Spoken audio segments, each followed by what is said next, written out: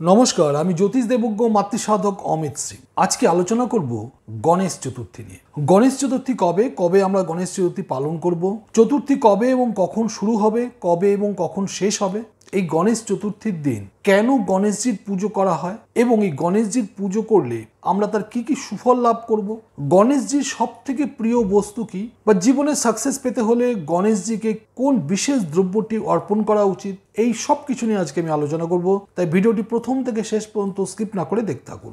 আমাকে যারা ইউটিউবে দেখছেন তারা আমার চ্যানেলটিকে সাবস্ক্রাইব করুন এবং পাশে থাকা বেল আইকনটি টিপে দিন। আর যারা আমাকে ফেসবুকে বা ইনস্টাগ্রামে দেখছেন, আমার ফেসবুক বা ইনস্টাগ্রাম পেজ ফলো করুন, লাইক করুন। ফিরে আসছি মূল আলোচনা। যারা বৃহৎ কুষ্টি করাতে চাইছেন, অর্থাৎ লাইফ টাইম প্রেডিকশন চাইছেন, অথবা যারা 5 বছর, 10 বছর, 20 বছর বা 30 বছরের ইয়ারলি প্রেডিকশন চাইছেন, তাদের জন্য এক খুশির খবর। আপনারা এখন থেকে আমাদের কাছে পেয়ে যাবেন পার্সোনালাইজড হরোস্কোপ। আপনার জন্ম তারিখ, সময় ও স্থানের ভিত্তিতে আপনার নিজস্ব হরোস্কোপ, যা আপনারা পিডিএফ ফরম্যাটে অথবা কালার প্রিন্ট কপি অর্থাৎ হার্ড কপির মাধ্যমে পেয়ে যেতে পারেন। আপনারা আপনাদের প্রয়োজন মতো 8697190840 এই নম্বরে ফোন করে অর্ডার দিতে পারবেন। ফিরে এলাম মূল আলোচনায়। আমি জ্যোতিষ দেবজ্ঞ মাতৃসাধক অমিত শ্রী। আজকে আলোচনা করছি গণেশ চতুর্থী নিয়ে। গণেশজি হলেন সিদ্ধিদাতা।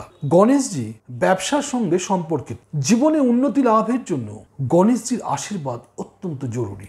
গণেশজি যার উপর কৃপা বর্ষণ করেন, তার জীবনে সাকসেস পেতে কোনো রকম অসুবিধা হয় না। জীবনে চূড়ান্ত সফলতা লাভ করা তার পক্ষে অত্যন্ত সহজ হয়। তাই এই গণেশ চতুর্থীর বিশেষ দিনে গণেশজির আরাধনা করা হয়। গণেশজি হলেন উপস্থিত বুদ্ধি অর্থাৎ বুদ্ধিমত্তার কারক দেবতা।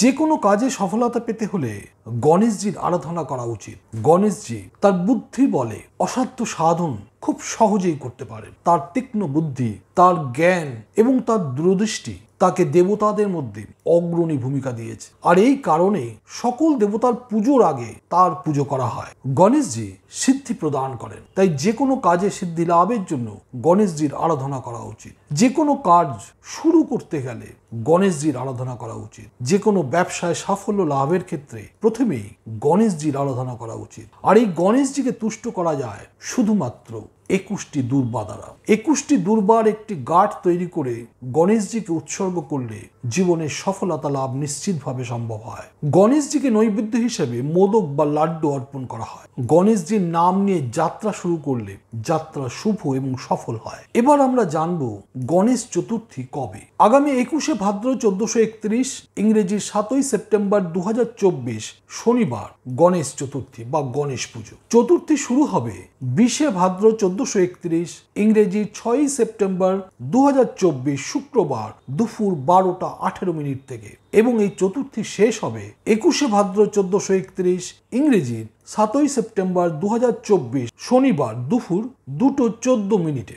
গণেশ চতুর্থীর এই শুভ দিনে গাং গণেশায় নমঃ অথবা গাং গণপতয়ে নমঃ এই মন্ত্র 1008 বার জপ করলে জীবনে সফলতা লাভ করা সম্ভব হয়। প্রভূত আর্থিক উন্নতি এবং কাজে সাকসেস লাভ করা অতি সহজ হয়। এই ছিল আজকের ভিডিও। যদি ভিডিওটি ভালো লাগে অবশ্যই কমেন্টসে গাং গণেশায় নমঃ লিখে পাঠান। ভালো থাকবেন, সুস্থ থাকবেন। আবার দেখা হবে পরবর্তী ভিডিওতে। নমস্কার।